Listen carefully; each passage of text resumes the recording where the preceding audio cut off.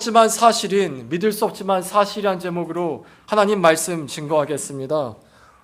다음 슬라이드. 오늘은 부활절입니다. 부활절. 우리에겐 어색하지 않겠지만 기독교 초창기에 로마 사람들에게 부활절 얘기하면은 비웃었습니다. 다음 슬라이드요. 저거는 로마 팔라티노 팔라티노 궁전에 있는 낙서 중에 하나입니다. 2세기경 낙서예요. 보면은 당나귀 머리를 한 사람이 십자가에 매달려 있죠.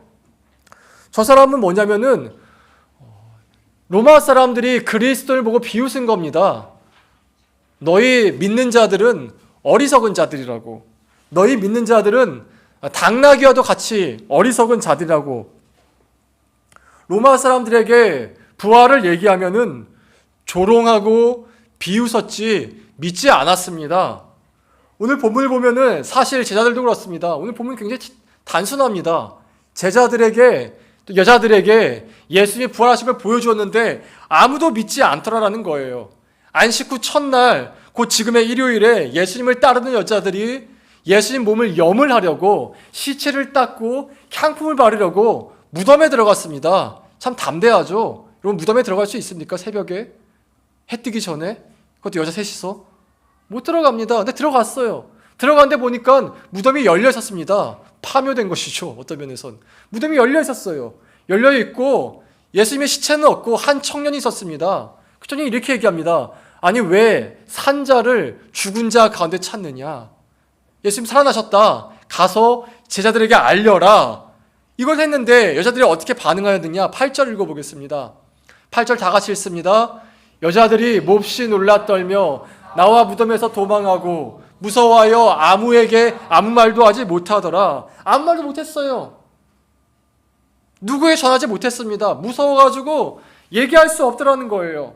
그래서 나중에 예수님이 직접 막달라 마리아, 곧 마르다의 동생이며 나사로의 누나였던 7 귀신 들렸던 그 마리아에게 가가지고 얘기합니다. 마리아야, 나 부활했다. 그러니 가서 제자들에게 알려라. 근데 마리아가 그래서 알립니다. 알렸는데 제자들이 어떻게 했느냐? 11절 읽어보겠습니다. 다 같이 읽습니다. 그들은 예수께서 마리아에게 보이셨다는 듣고도 믿지 아니하니라. 믿지 못하더라는 거예요.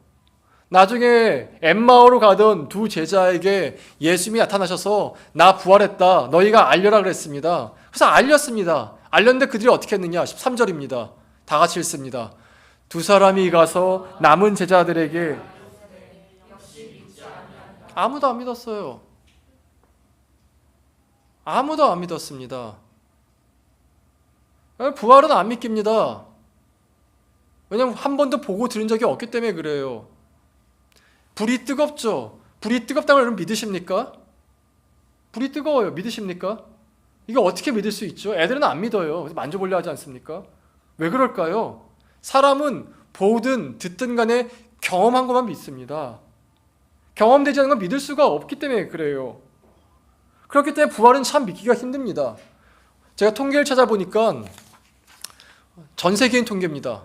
통계인데 사람이 일평생에 장례식에 참여하는 횟수가 113회라고 합니다. 113회. 사람 평균 113회 장례식 참여합니다. 근데 여러분 장례식 가본 적이 있죠? 그들 가운데 나중에 갔다 왔는데 이 사람이 부활했더라, 다시 살아났더라 얘기 들어본 적이 있습니까? 단 한 번도 없을 겁니다. 가족 가운데 내가 아는 사람 가운데 죽어서 장례식장에 갔는데 다시 부활했더라 얘기 들어본 적 있으십니까? 없을 겁니다. 제가 미국에서 유학할 때 저희 집 근처에 공동묘지가 하나 있었습니다. 공동묘지에 가면은 20세기 초에 죽은 사람부터 작년에 죽은 사람까지 다양하게 묻혀 있었어요. 근데 거기 중에 그 누구도 이 사람은 부활했으니 지금 이 무덤 빈 무덤입니다라고 쓰이는 묘비는 단 한 번도 본 적이 없습니다. 작년에 저희 큰아버지가 돌아가시고 외할머니가 돌아가셨는데 큰아버지가 돌아갔을 때 저희 큰어머니가 울면서 하신 말씀이 있었어요. 이제 끝이다. 이제 끝이야. 인생이 이렇게 허무한 것이다, 민근아. 인생은 허무한 거야.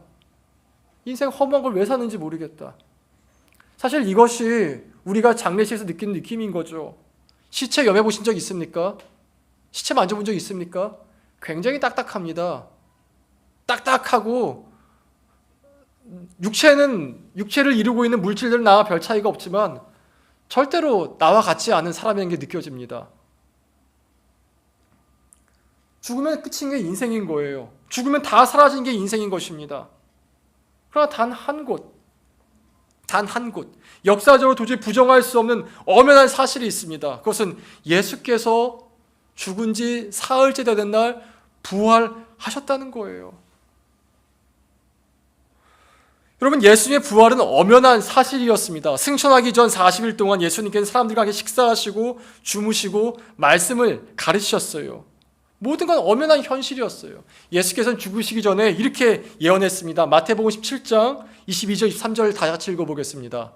갈릴리에 모일 때에 예수께서 제자들에게 이르시되 인자가 장차 사람들의 손에 넘겨져 죽임을 당하고 제3일에 살아나리라 하시니 제자들이 매우 근심하더라. 예수님은 죽기 전 명확하게 말씀하셨어요. 내가 죽을 것이고 사흘째 되는 날 부활하게 될 것이다.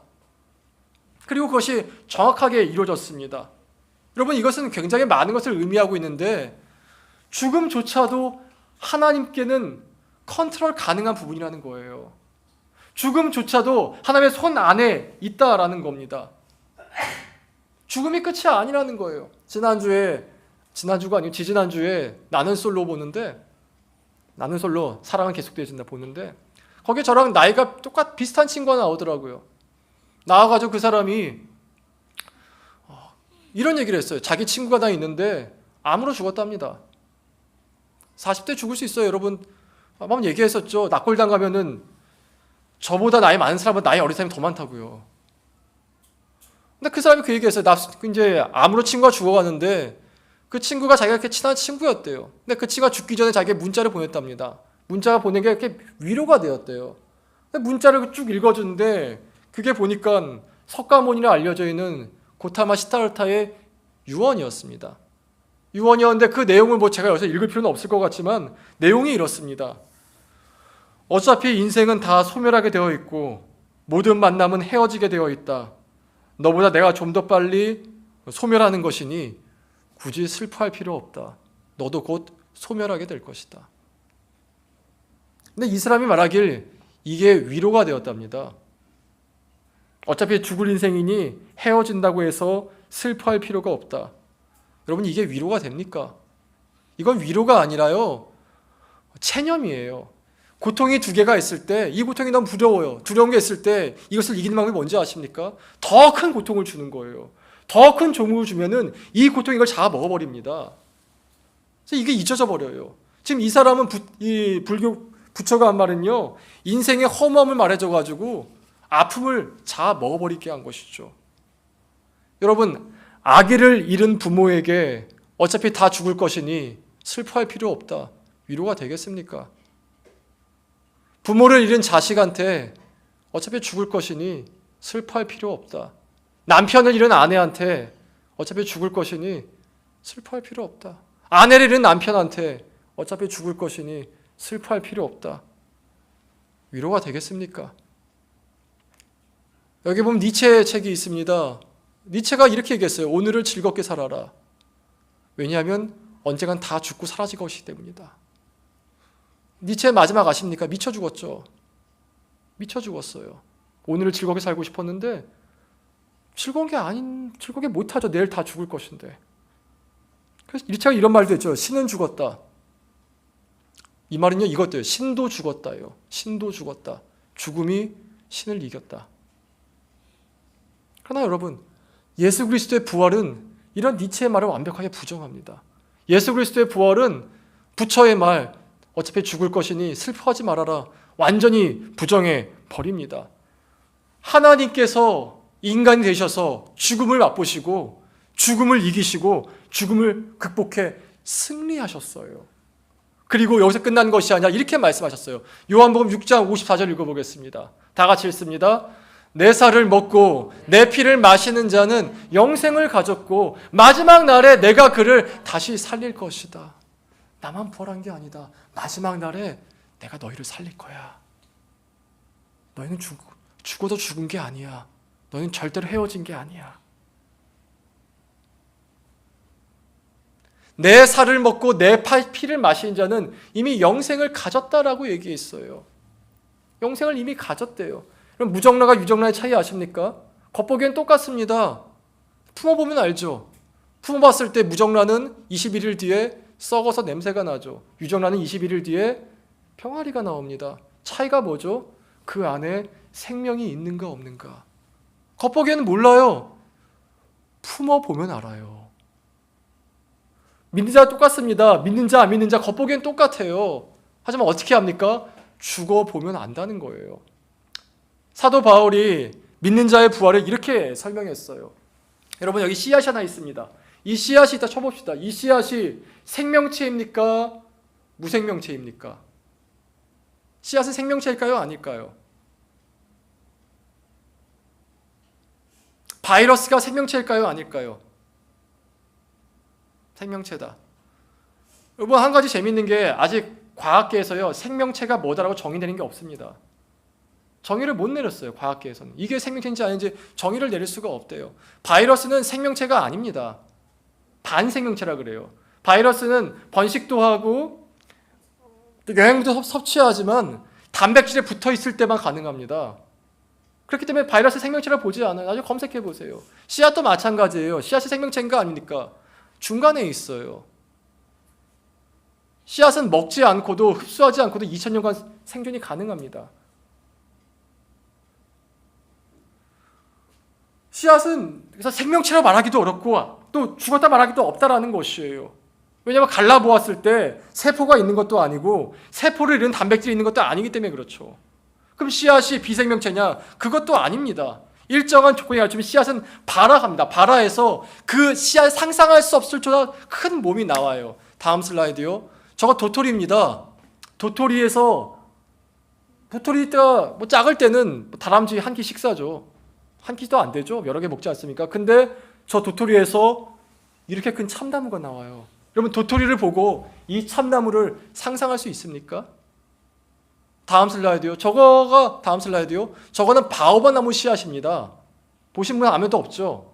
제가 선교사일 때 저 바오밥 나무가 그때 되게 많았는데 저 열매의 냄새가 그 라면 냄새하고 똑같습니다. 라면 스프 냄새. 그래서 처음에 아프리카 갔을 때 냄새가 하도 많이 나가지고 무슨 누가 라면 이렇게 먹냐 싶었었어요. 근데 저 나무가 100원짜리 작은 나무 씨앗이 크면 어떻게 되냐? 다음 슬라이드요. 저렇게 해야 됩니다. 바오밥 나무. 저 씨앗에서 저 나무를 상상할 수 있겠습니까? 근데 저 씨앗만 그렇다는 것이 아니라 우리 몸도 이렇다는 것이에요. 우리가 죽을 때 일종의 씨앗이 됩니다. 겉보기에는 살아있는 죽었는지 몰라요. 하지만 마지막 날에 예수님이 다시 살리세요. 다시 살릴 때 우리의 모든 기억을 다 갖고 나라는 사람의 독특한 정체성을 지닌 채로 살아나게 된다는 거예요. 여러분 인생에 가장 아름다웠던 순간이 언제입니까? 내가 거울 보고도 참 만족하던 순간. 거울 봤을 때 참 난 이뻤어. 뭐 한 번도 없었습니까? 있었죠? 언제입니까? 10대입니까? 20대입니까? 30대입니까? 난 지금이다. 한번 손 들어볼까요? 난 지금이 제일 아름답다. 난 20대였다. 20대가 제일 아름다웠다. 난 10대가 제일 아름다웠다. 난 없었다. 보통 여자들은 결혼하기 직전에 제일 아름답다고 하죠. 직전에 뭐 살 빼기는 것도 그렇고 해가지고.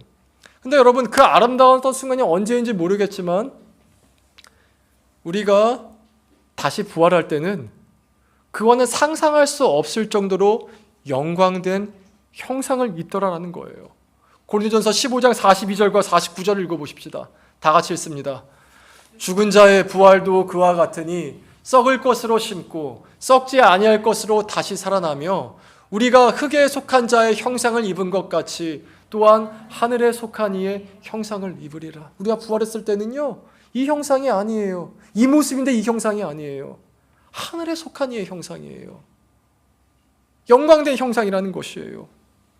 우리가 썩을 이 몸을 심지만 우리 안에 예수의 피와 살이 있다면 우리가 살아날 때는 하늘에 속한 예수님과 같은 형상을 입고 살아나게 된다는 겁니다. 아까 무정란, 유정란 얘기했었죠. 우리가 봐서 알지 달걀에서 병아리가 나올 거라는 거 상상이 되겠습니까? 한 번도 봤을 때 이 달걀에서 그 귀엽고 삐약삐약거리는 나올 수 있게 상상이 됩니까? 안 되는 것처럼요. 우리가 죽어서 땅에 심겼을 때 마지막 날 다시 살리실 그 모습이 상상이 안 될 정도로 영광되게 입혀서 나온다는 거예요. 그러니 여담이지만 여러분, 옆 사람과 잘 지내시기 바랍니다.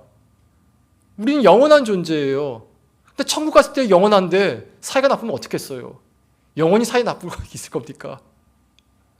또 부부는 어떨까요? 성경엔 부부를 보면 한 몸으로 부르고 있어요. 한 몸으로 부르는데 둘이 이혼을 했네. 영광의 형체를 입었어요. 둘이 만나면 어떨 것 같습니까? 굉장히 뻘쭘하겠죠. 스펄전 목사님이 이런 말을 했습니다. 천국 잔치에 누가 내 옆에 앉을지는 아무도 모른다.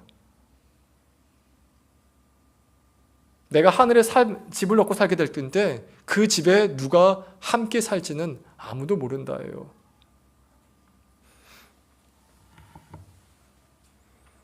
여러분, 이것이 부활이 주는 영광입니다. 우리가 죽는 것은요, 우리가 씨앗으로 돌아가는 거예요. 마지막 날에 예수님께서 우리 모두를 다시 되살리실 것입니다. 다시 한번 요한복음 6장 54절을 읽어보겠습니다. 다 같이 읽습니다. 내 살을 먹고 내 피를 마시는 자는 영생을 가졌고 마지막 날에 내가 그를 다시 살리리니. 내 살을 먹고 내 피를 마신 이미 영생이 있습니다. 본인은 몰라요. 하지만 예수님은 알아요. 이미 영생이 있다라는 거예요. 그리고 마지막 날에 예수님께서 자신을 부활한 것처럼 다시 그 사람을 살리실 것입니다. 오늘은 성찬식이 있는 날입니다. 성찬식은 내 몸에 예수님의 피와 살이 있음을 기억하는 상징적인 행사예요. 세레모니예요. 빵을 먹고 포도주를 마실 때 기억하십시오. 내 몸은 예수님의 살과 피로 채워져 있습니다. 말씀으로 내 생각과 마음을 채우시고 성령께서 나를 다스리도록 다 같이 한 목소리로 기도하신 후에 성찬식에 참여하도록 하겠습니다.